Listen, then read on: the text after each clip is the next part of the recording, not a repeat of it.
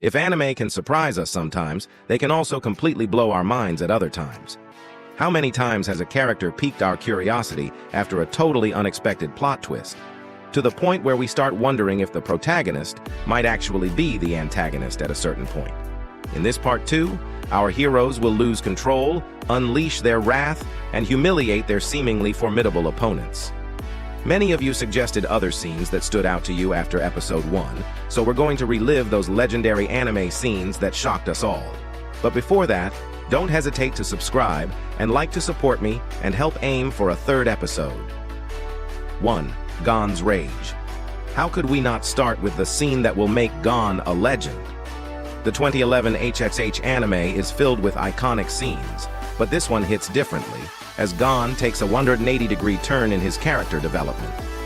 Gon is the nice boy full of good intentions, as he now offers us a concentrated dose of hate and anger rarely achieved by a shonen hero. To recap, Gon stands face to face with Pitou, a soldier of Meruem who took the life of Kaito, a dear friend of the young hunter. Gon never fully grieved. After going through denial and depression, a deep sense of guilt consumed him. After several negotiations, still hoping that Pitou could heal Kaito and bring him back to life, Gon will confront reality. The Chimera Ant doesn't intend to perform a miracle. Worse, she now plans to kill Gon.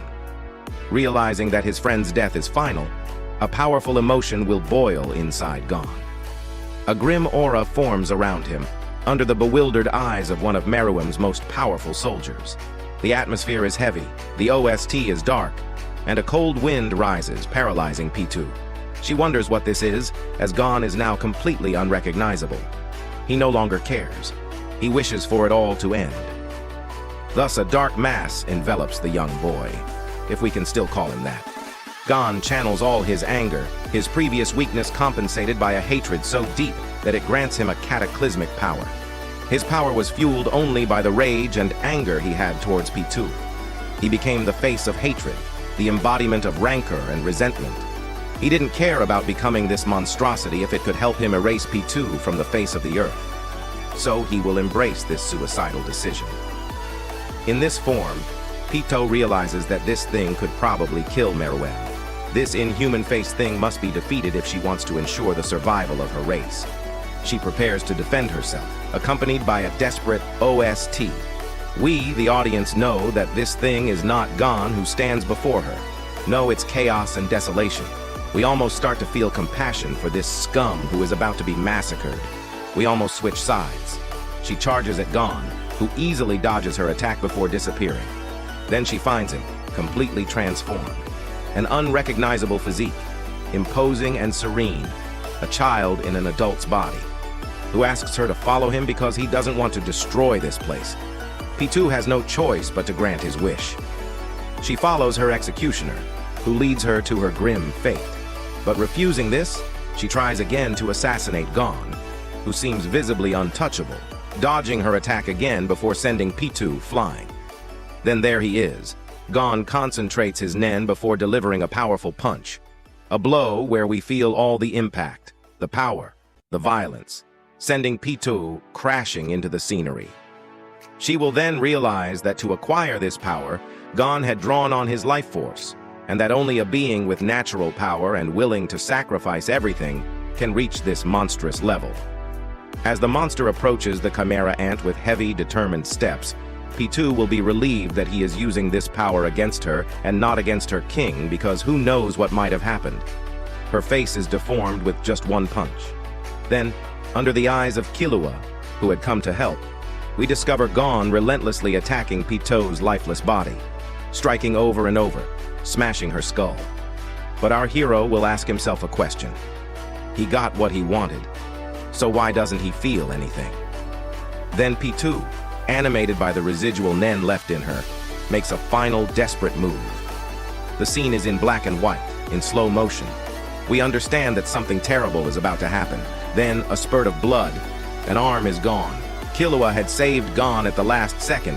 Who will finish off his opponent one last time with a piercing scream, expressing the pain of a man as he impales Pitou with his own arm. 2. All Might's last fight.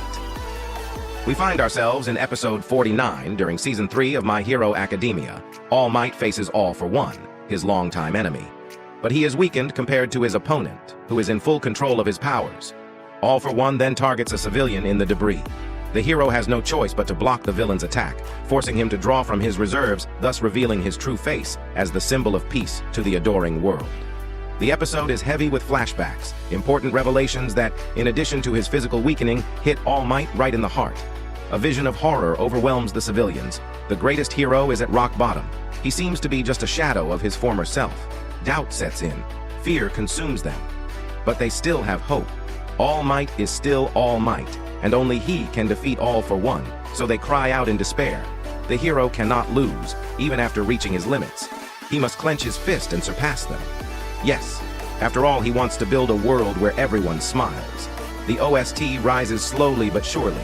The hero intends to put all his strength into this final blow, but the villain won't let it go unanswered. Reinforcements have arrived. Endeavor is here, yelling at the #1 hero, asking what he's doing. He needs to pull himself together. All the heroes come to help the greatest of them all. They open a path for him. Everyone is counting on him. He is the only one who can do it. He is the #1 for everyone. He is the unshakable pillar, the greatest of all. Despite his emaciated silhouette, everyone encourages him. Everyone admires him. And then the chills, the emotions. All for One plans to end the party. He powers up to the max. We think hope is pointless against such a monster that it's over. His enemy realizes that All Might's power is no longer within him. Only remnants remain, a flicker ready to go out. The villain charges, and All Might also prepares. Their fists collide. All Might is pushed back. He is losing.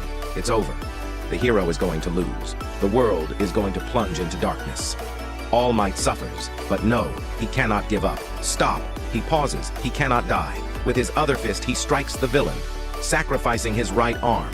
Then he uses this power passed down from generation to generation. He braces himself and shouts before using that famous phrase, that overpowering technique, which will eradicate evil, marking the end of the greatest hero, his last dance, his final gift. Then silence. What happened? Who won? All Might, covered in blood, stands, raises his trembling hand. He had won, he did it. He had won his last battle. Then he points to the cameras. As a message for his successor. Yes, it's over. He gave it his all. Now it's up to him to take over. It's his turn. 3. Son Gohan awakens, Super Saiyan 2. This is probably the scene that was most requested for this part. Son Gohan was initially a character meant to surpass Goku in the future. His awakening in this iconic episode marked for many fans the dawn of a new era. To recap the context, Cell had created several miniature replicas of himself to attack Gohan's friends. The Cell Juniors quickly gain the upper hand. Son Gohan searches for a way to release his anger, but he can't do it. C-16, who only had his head left, asks Mr. Satan to bring him to Gohan, which he does, placing the cyborg's head between Cell and the child. C-16 explains to Gohan that some enemies cannot be reasoned with, and that he must let his mind express his anger. 4. Mustang losing control FMA is filled with masterclasses, and I felt compelled to talk about this iconic moment that gave us so much pleasure in watching a being suffer so much. Envy is the homunculus we love to hate, and facing him stands Colonel Roy Mustang, who exudes charisma and serenity. Roy will ask Envy who killed his old friend Mize Hughes, a death that left its mark on all of us at the beginning of the series. Following this question, the homunculus bursts out laughing, assuring him that he has finally found the killer of his friend, before taking on the appearance with which he committed the act. Roy's expression will change under the provocations of the homunculus, who explained how surprised Mize was to be killed by the one he loved. But that's all he wanted to know. The Colonel is ready to avenge his friend. He will ask the others to leave him be. He is his prey. We had never seen the Colonel in this state. Envy will then decide to take his disgusting form and fight with full force. He seemed confident before having his eyes burned by Roy. Then his body. The Colonel's provocations were as badass as his attacks. The homunculus flees like a mere coward, pursued by Roy, who would not let him go. The coward kept fleeing, before taking on the appearance of his deceased friend, thinking that the Colonel would never attack a familiar face. But how surprised he was when he was thrown back again, burning his best friend without hesitation. further angering the alchemist. Envy continues to charge, before having his eyes burned once more. Then again, Roy obliterates him. The homunculus flees again, and as he attacks Roy's colleague, the colonel resurfaces, burning the homunculus again. Envy could no longer take it. He was reaching his limits, and then hell unleashed. Purgatory raged, and the alchemist vented all his anger on the one who took his dear one. The monster's screams were unbearable, mixing with the explosions of anger, reducing the sin of envy to ashes, soothing the heart of the flame alchemist Roy Mustang. 5. The death of Koro-sensei. Get the tissues ready, because the first time I experienced this scene, the tears just wouldn't stop flowing. After a painful battle against the god of death, Koro-sensei was on the ground, exhausted, but with a strangely satisfied look. Surrounded by his students, he asks them how an assassin could spare a dying target. It was time for them to kill him, assuring that good times never last. The class then makes a decision. They unanimously vote to act. They surround their teacher. Nagisa approaches. While Koro was held back by all his classmates, his heart was beneath his cravat. The professor thanks his colleagues, and then the hardest moment for us spectators arrives. Before dying, Koro-sensei must take attendance one last time, and that's when the tears begin to flow.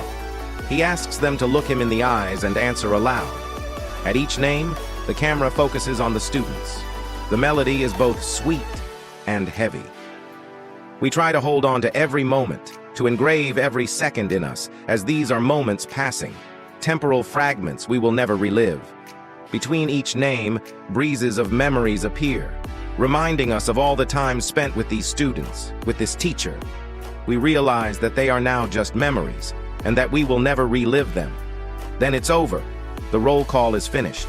It's time to act. Nagisa grabs his knife, his hands trembling. His heartbeats race. He screams before being touched by his teacher, assuring him that killing in that state of mind is not right, that he just needs to smile. Nagisa then recalls all the moments spent with Koro-sensei. Tears flow, and with them, ours.